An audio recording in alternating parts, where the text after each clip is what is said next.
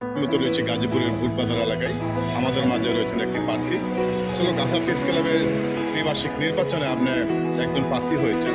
আসলে গাছা প্রেস ক্লাবের আপনি যদি নির্বাচিত হতে পারেন, আসলে এই সাংবাদিকদের জন্য কি কি কাজ করবেন? আমি সর্বক্ষেত্রেই আমি স্বজনপ্রিয়সী, আমি সাংবাদিক প্রিয়সী, আমি সমাজকে সচেতন লক্ষ্যে সমাজকে সচেতন করার লক্ষ্যে এবং আমাদের গাছা প্রেস ক্লাবকে সচেতন করার লক্ষ্যে এবং গাছা প্রেস ক্লাব কীভাবে বেগবান হবে, কীভাবে উন্নতি হবে, কীভাবে আমরা প্রত্যক্ষ পরোক্ষভাবে একজন অপরকে কীভাবে শান্তিময়ী একটা গাছা প্রেস ক্লাব বলে যে একটা প্রেস ক্লাব সেটা আমরা উপহার দিতে পারি, সেই লক্ষ্যমাত্রায় আমি আজকে নির্বাচিত হয়েছি।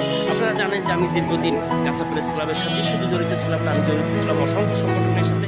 গাছা প্রেস ক্লাব সংগঠনের থেকেই আমি গাছা প্রেস ক্লাবের মেম্বার ছিলাম। গত 23-24 আমি গাছা প্রেস ক্লাবের দপ্তর সম্পাদক হিসাবে দায়িত্ব পালন করছি। তার আগে ছিলাম নির্বাহী সদস্য হিসাবে।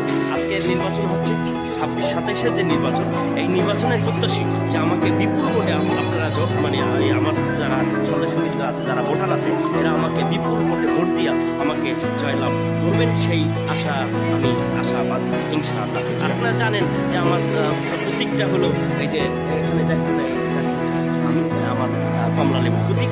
আমি আশা করি ইনশাআল্লাহ আমি বিপুল ভোটে জয়ী হয়ে ইনশাআল্লাহ জয়লাভ করবো ইনশাআল্লাহ।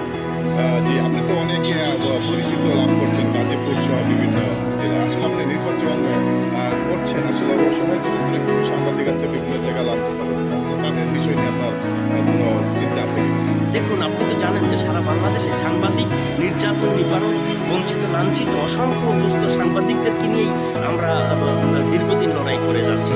এই দীর্ঘদিন লড়াই করে যাচ্ছি, এখনও লড়াই করব।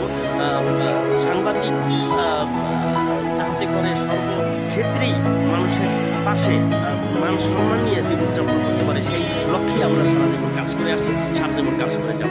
আসলে সাংবাদিকদের গাছা প্রেস ক্লাবের আসলে বসার মতো কোনো প্রবলেম নাই। বিভিন্ন জায়গায় কিন্তু আসলে বাধা দিয়ে থাকে। আসলে এই ক্ষেত্রে আপনার কোনো চিন্তা ভাবনা আছে? হ্যাঁ, আমাদের দীর্ঘমেয়াদী লক্ষ্য, চিন্তা, চেতনা চলছে, চলমান অবস্থায় আমাদের চলমান অবস্থায় আমরা ইনশাআল্লাহ অচিরেই এই নির্বাচনে যদি আমরা জয়লাভ করতে পারি, তাহলে আমরা চিন্তা করতে স্থায়ী একটা ভবন কীভাবে নেওয়া যায়, কীভাবে আমরা